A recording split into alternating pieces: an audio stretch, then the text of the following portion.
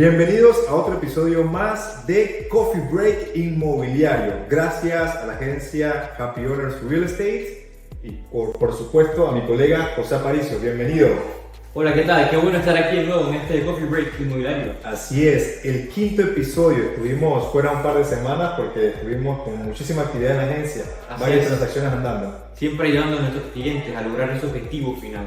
Así es, el día de hoy tenemos un tema muy interesante para aquellas personas que están comprando y vendiendo propiedades, ya que vamos a hablar acerca de las promesas de compraventa. ¿Qué ocurre después de firmar ese importante documento?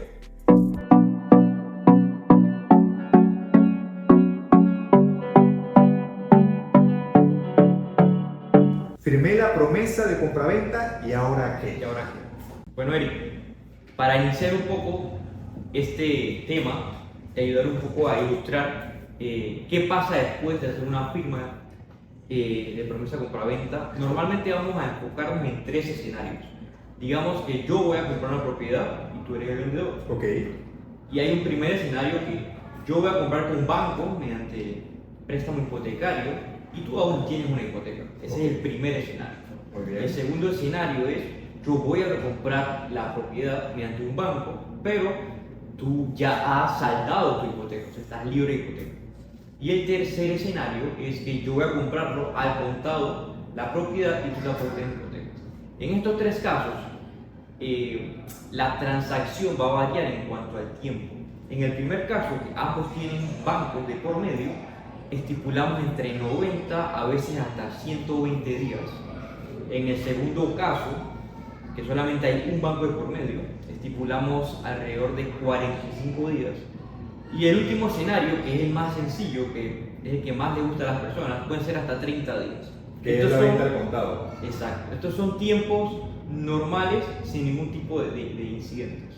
Excelente. ¿Qué te parece, Eric? No, me encanta que haya tocado como primer punto el tema del tiempo, porque muchas veces nuestros clientes nos preguntan, bueno, Eric, ya hicieron la labor comercial, logramos conseguir al cliente, firmamos promesa de compraventa y ¿ahora qué? Y el estar consciente de los tiempos que esto puede llevar hace que nuestros clientes, tanto la persona que compra como la persona que venda, pueda hacer todos sus trámites con relación al tema de mudanzas, verificación si la propiedad está de repente alquilada y tengan que dar algún preaviso, en fin, les ayuda a saber y proyectar en el tiempo cuáles son las fechas estimadas para hacer esa mudanza o esa entrega. Y es que a la firma de la promesa también hay otro dato muy importante. Cuando vamos a tener una promesa de compraventa, quiere decir que ya hubo una oferta firmada en donde ambas partes se comprometen dentro de este contrato legal. Una se compromete a vender, por eso que se llama promitente vendedor, y el otro promete comprar, por eso que se llama promitente comprador. ¿Cuánto es el abono típico que se debe realizar al momento de la firma de una promesa de compraventa? Regularmente hablamos de un 10% para asalariados. Sin embargo, si es una persona independiente, una persona que está llegando a vivir en Panamá, a veces se estipula un 20 hasta un 30%. Eso es que esto va a variar de acuerdo al financiamiento que el banco te pueda dar. Como tú acabas de mencionar, lo que no te financia el banco es lo que debes de pagar como abono inicial. Pero ¿qué pasa cuando es una transacción al contado? Lo típico es que al momento de la firma de la promesa de compraventa, el vendedor solicita al comprador un abono mínimo del 10%. Digamos que ya firmamos promesa de compraventa, José, se recibió el primer abono. ¿Qué se hace usualmente con ese primer abono recibido? Listo, Eric. Si quieres podemos hacer esta dinámica, yo siendo el comprador y tú el vendedor. Ok. ¿Vale? Vengo yo, firmamos, llegamos a un acuerdo. Excelente. Y yo te pago un 10% a ti ahora. Muy bien. ¿Qué pasa después? Tú como vendedor. Efectivamente, con ese primer abono del 10%, mi responsabilidad es, primero, pagar los impuestos de venta, ese 2 y ese 3% que debo pagarle al Estado panameño. Para llegar al cálculo de este pago de impuestos, que oscila entre un 5% aproximadamente, debo de tener el número de NIT, que es el número de contribuyente, el cual puede ser expedido mediante la página web de la Dirección General de Ingresos o me puedo acercar físicamente a la institución para que me hagan el cálculo de cuánto debería yo pagar de impuestos. Ya recibí un 10% y pagué aproximadamente un 5% de impuesto al Estado. ¿Qué hago con el resto? Si yo cerré la transacción con un agente inmobiliario, el agente inmobiliario debo pagarle la mitad de sus honorarios, que es el 50%, ¿sí? Y la otra mitad se le pagaría a esa agente al final de la transacción, es decir, cuando yo como vendedor ya recibí todos los ingresos y la propiedad pasó a nombre de ese nuevo comprador. Entonces, si hacemos los cálculos, al final de ese 10% de abono percibido, yo estoy quedándome en mano un 2.5% de ese abono que recibí. Con ese 2.5% me toca entonces poner todo lo que son los pagisalvos al día, ¿sí? Que eso también está estructurado dentro del contrato de promesa de compraventa. Entonces, para recapitular, con ese primer abono no es que yo me lo puedo gastar de manera inmediata.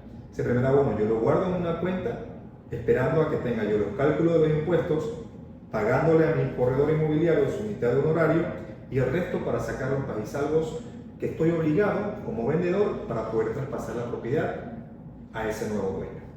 Qué interesante. Y en ese transcurrir, yo como comprador debería acercarme al banco y hacer esa firma que certifico lo que son términos y condiciones, que ya está aprobado mi préstamo hipotecario.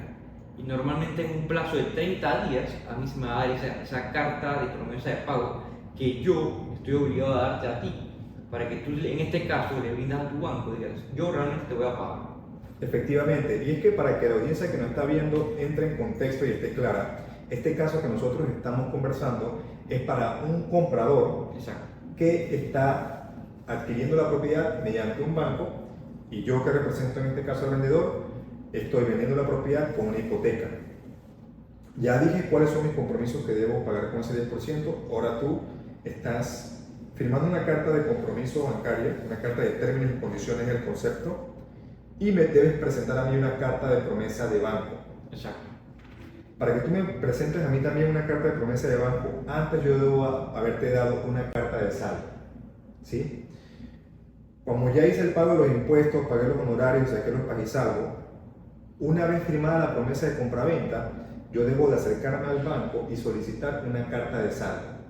Usualmente las cartas de saldo pueden tomar 1 o 2 semanas en que la emite el banco.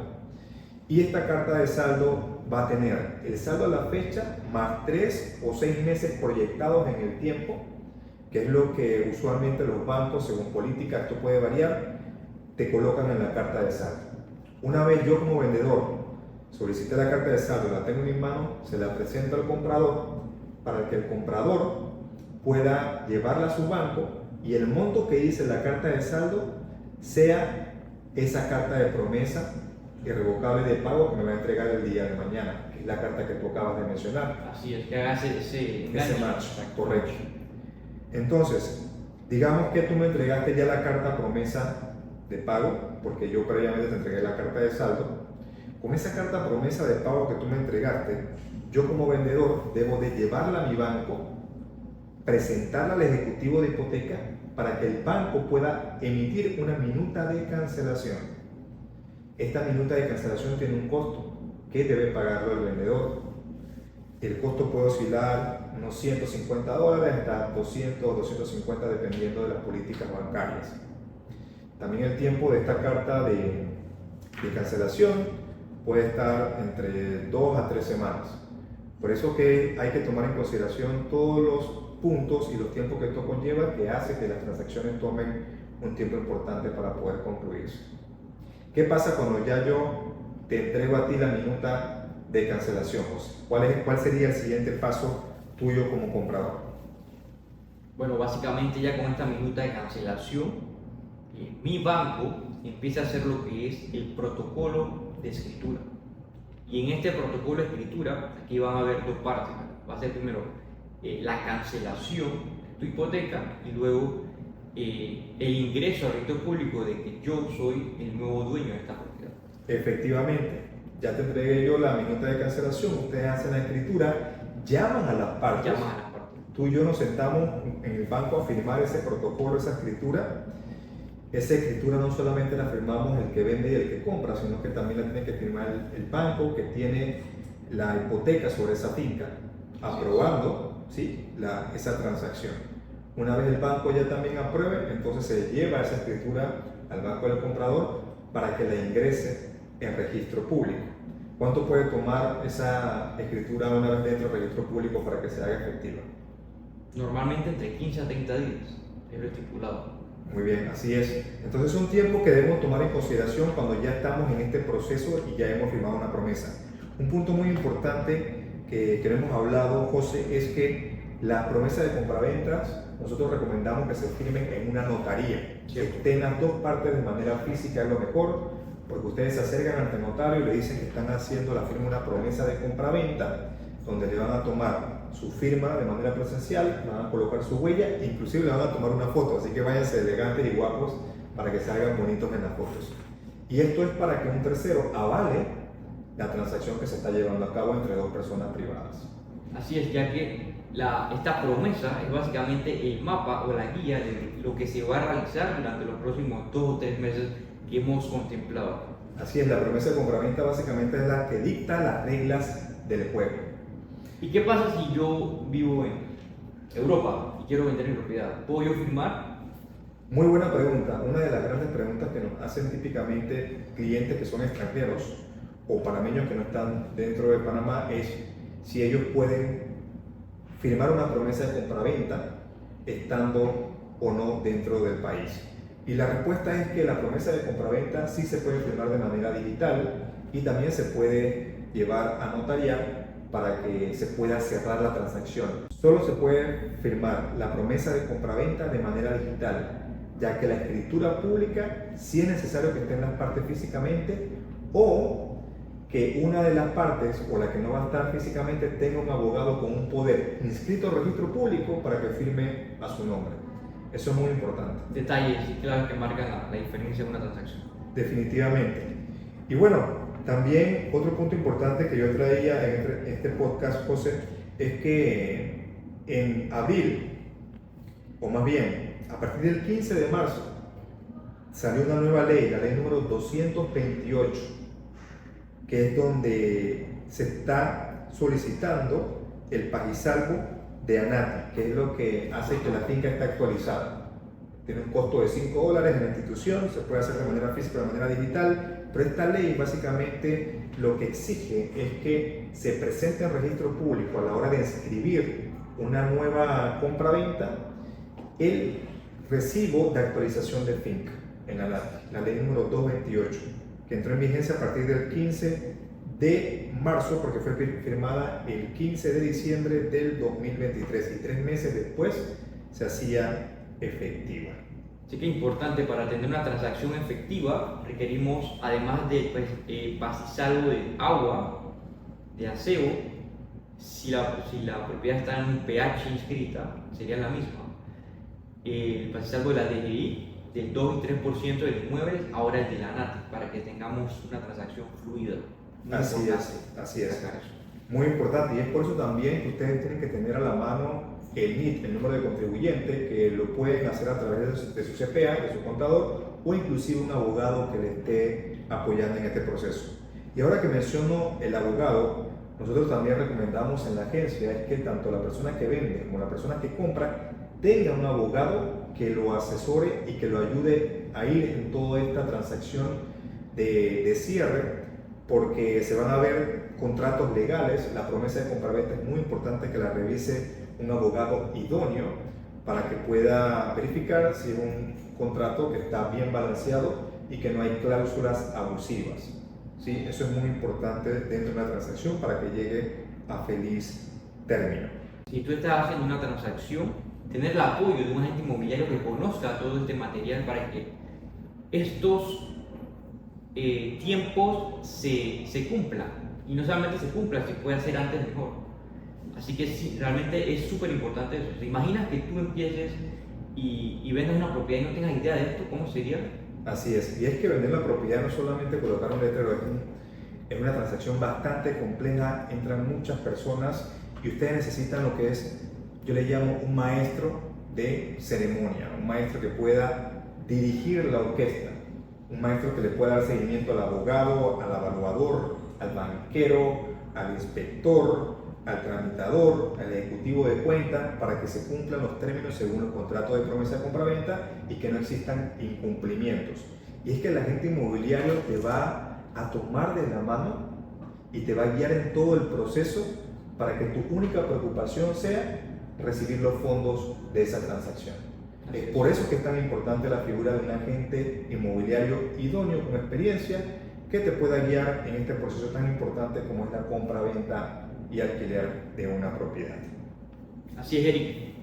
Y bueno, culminando este tema, si tú quieres realmente tener una transacción exitosa, rápida, segura, adivinen qué, próxima semana vamos a hablar de cómo estar preparados para que no haya ningún tipo de objeciones durante todos estos pasos que hemos hablado aquí.